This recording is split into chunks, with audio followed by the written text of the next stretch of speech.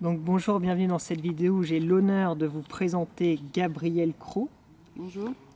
qui est constellatrice, constellation familiale, qui est psychosomatothérapeute, praticienne en somatic experiencing, donc c'est pour l'accompagnement des états post-traumatiques, et qui est aussi sexo-conjugothérapeute.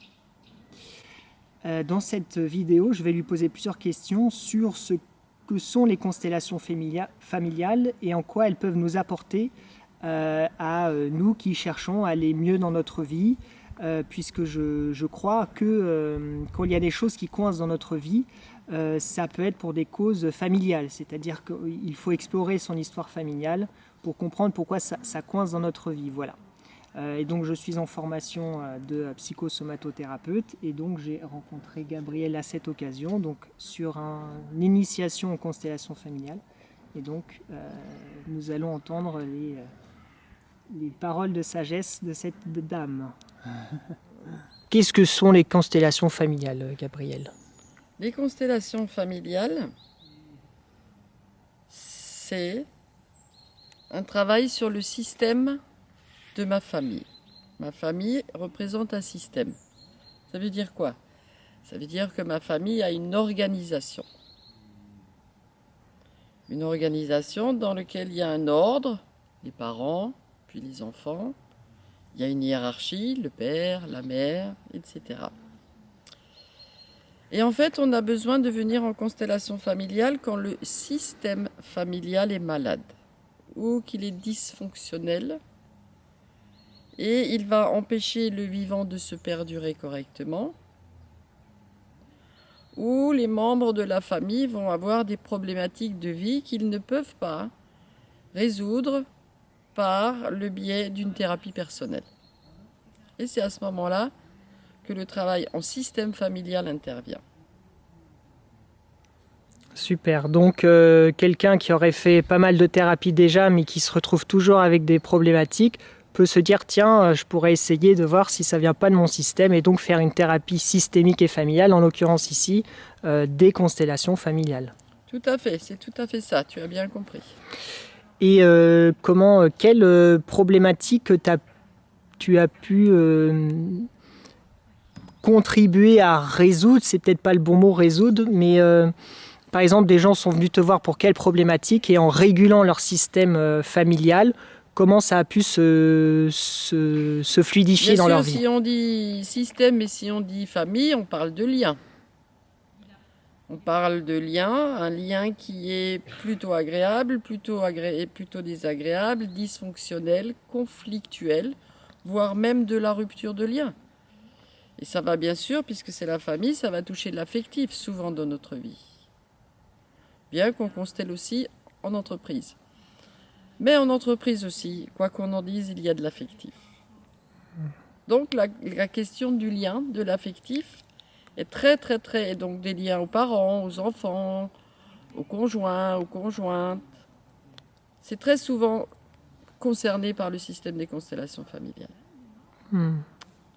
Aussi, la possibilité de devenir soi, de vivre sa vie et non pas de porter le destin d'un autre membre de la famille exclu, par exemple.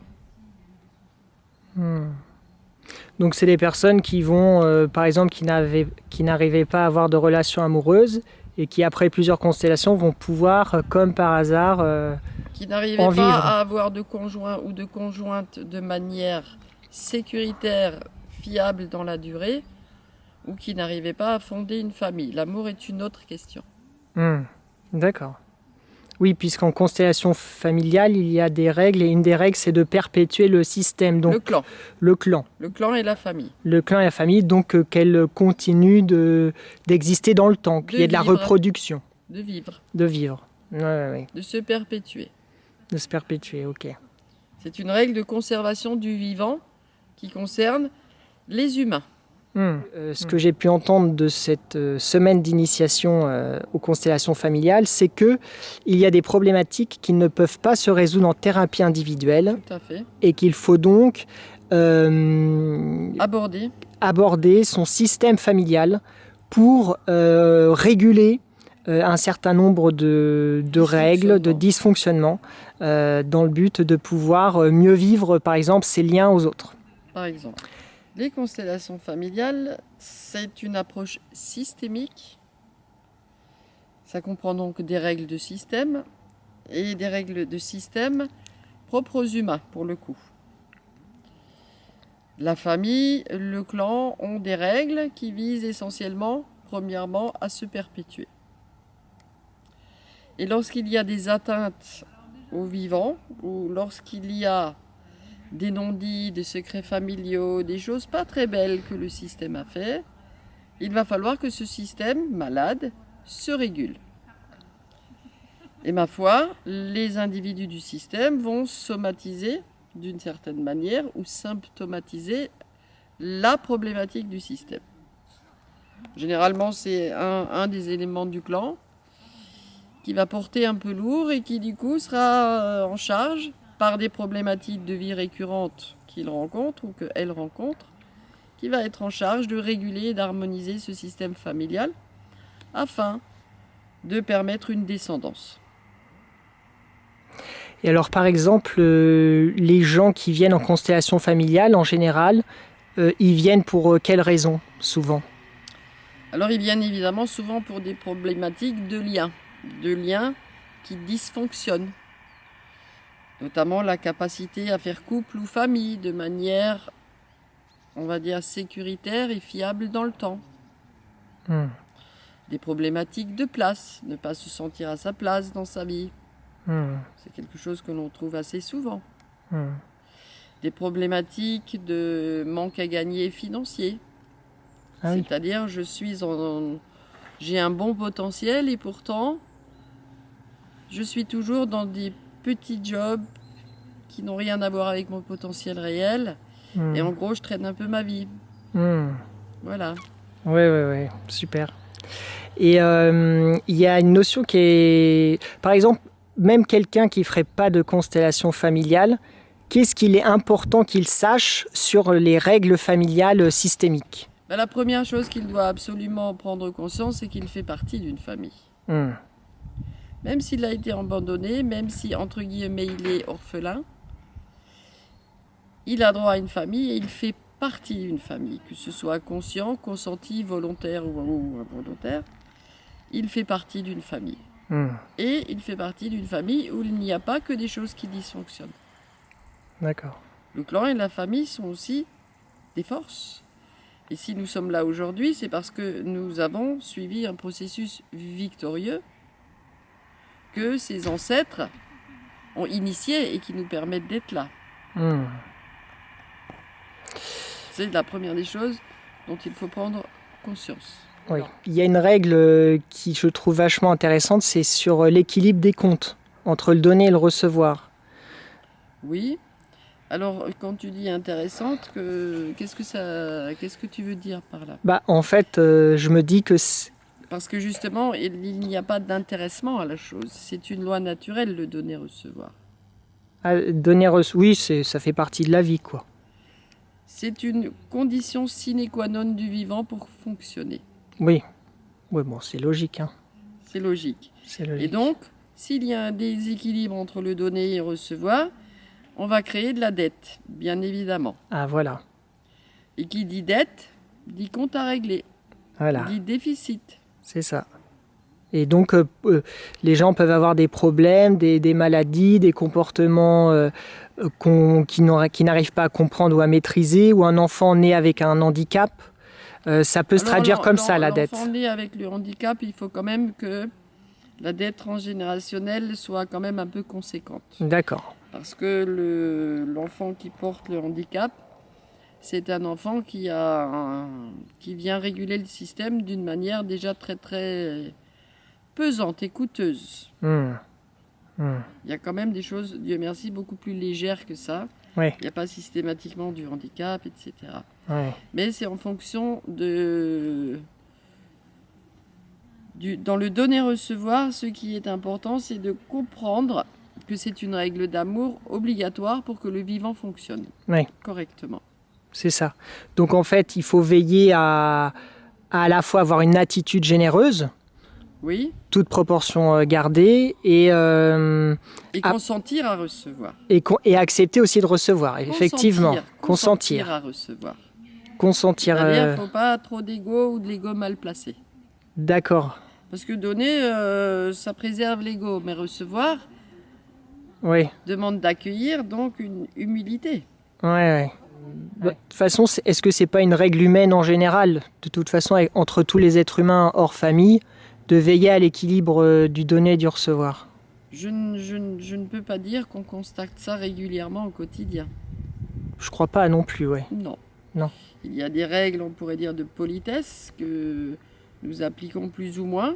Oui, Ce qu'on appelle couramment la civilité, c'est ça. qui permet le vivre ensemble. Ouais. C'est-à-dire de tolérer de vivre ensemble. Mais je ne sais pas s'il y a forcément beaucoup de donner-recevoir là-dedans. D'accord, c'est plus Ça demande de l'honnêteté personnelle. de vraiment donner et de vraiment recevoir. Oui, ça demande d'être honnête. Déjà avec ses limites. Bah voilà. Bah oui.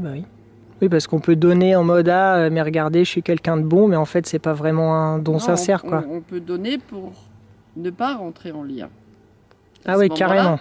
C'est du deal. Carrément. Je donne, mais ne t'approche pas trop. Je donne ce que je veux et pas ce que tu pourrais ou ce qu'il serait bon pour toi de recevoir. Ah bah.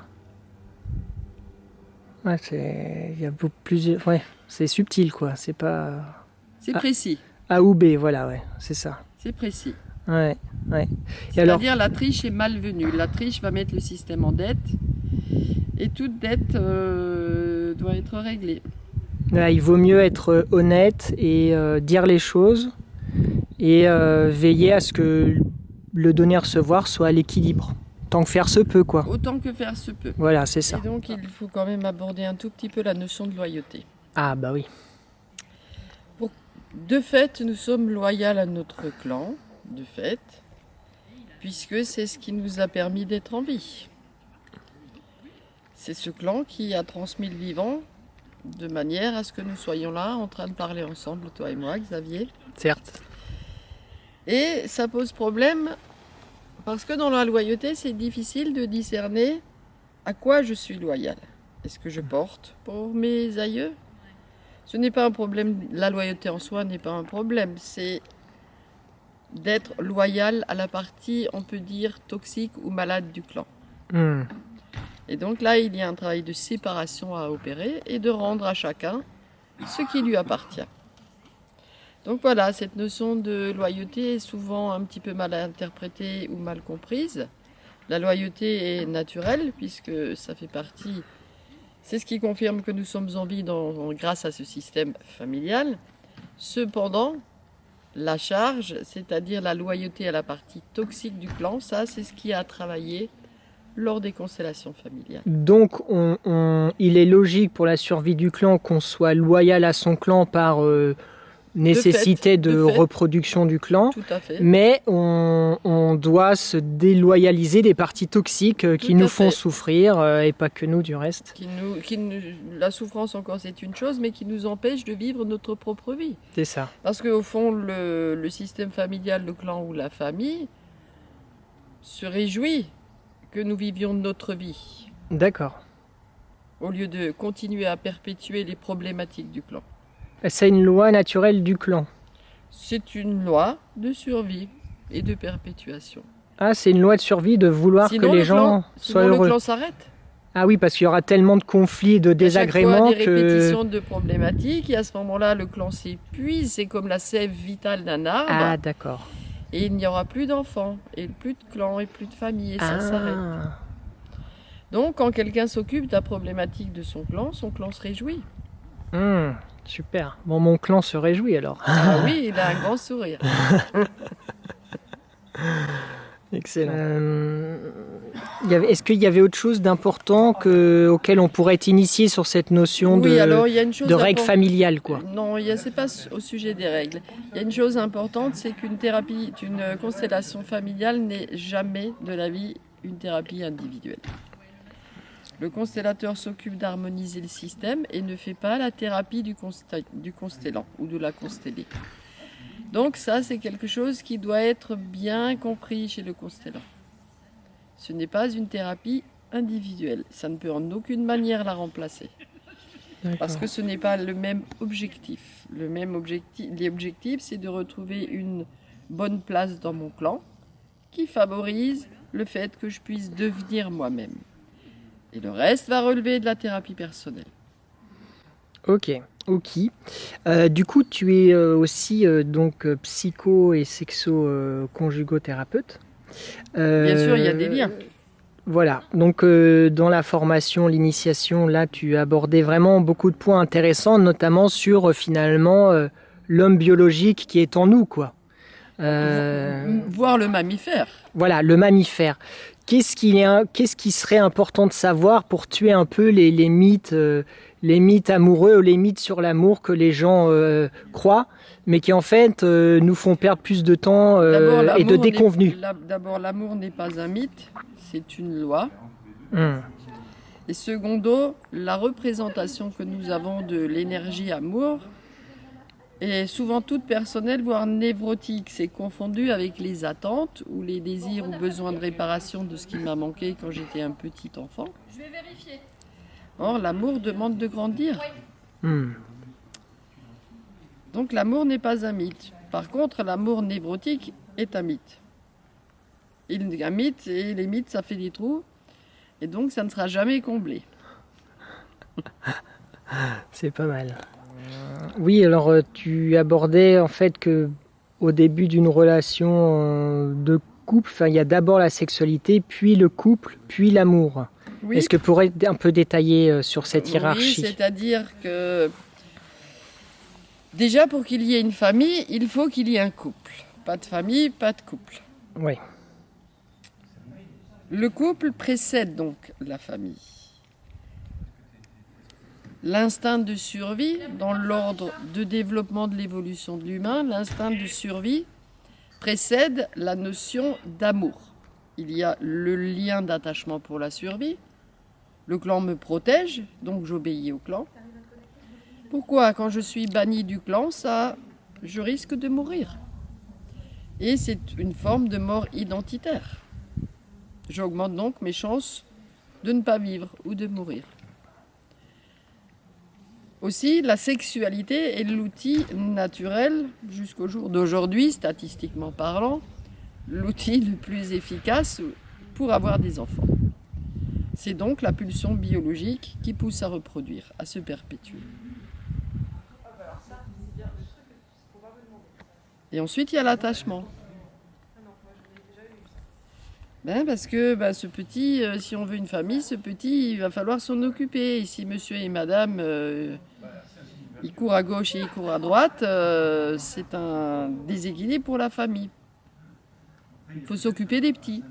Nous, les mammifères, on s'occupe des petits. Les rôles sont déterminés.